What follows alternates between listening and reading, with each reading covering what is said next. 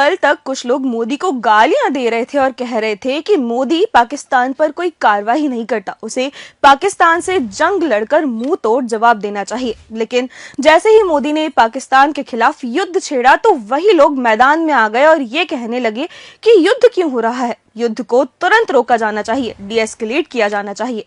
लेकिन जैसे ही आज दोनों देशों के बीच सीज फायर हुआ तो वही लोग फिर से आए और कहने लगे कि इंदिरा गांधी होना तो आसान बात नहीं है, मोदी में दम नहीं है क्योंकि उन्हें युद्ध विराम रास नहीं आया।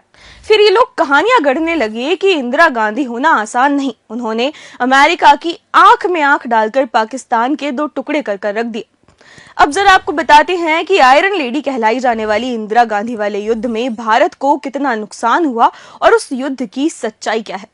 पहले पॉइंट में समझते हैं 1971 के युद्ध को, जिसमें इंदिरा गांधी के नेतृत्व में भारत ने पूर्वी पाकिस्तान यानी आज के बांग्लादेश को समर्थन दिया और उसे पाकिस्तान से अलग कर दिया।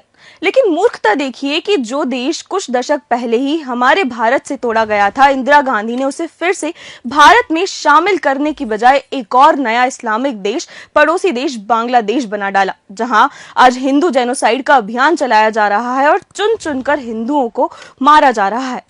अब दूसरे पॉइंट पर आए तो इंदिरा गांधी ने पाकिस्तान के 93,000 सैनिकों को बंदी बना लिया था, उन्हें महीनों तक अच्छा खाना खिलाया, बिरयानी तक परोसी गई और उनके भारत में रहने की पूरी व्यवस्था भी की गई। अगर कोई समझदार नेतृत्व होता तो 93,000 सैनिकों के बदले भारत अपना वह क्षेत्र वापस लेता जिस पर पाकिस्तान पिछले 70 साल से कब्जा किए हुए है।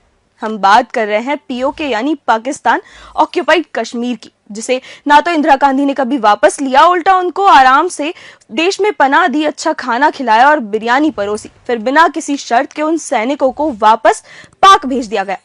यही नहीं, उस युद्ध के दौरान भारतीय वायुसेना के 54 जवानों को पाकिस्तान ने बंदी बना लिया था।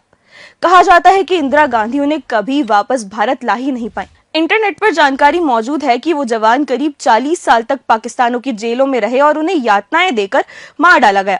तो ना तो इंदिरा गांधी ने उन 54 जवानों को छुड़वाया, ना पीओके को वापस लिया, बल्कि भारत के बगल में एक नया इस्लामिक देश खड़ा कर डाला, जहां आज सारे हिंदुओं को मारकर या भगाकर साफ किया जा रहा है।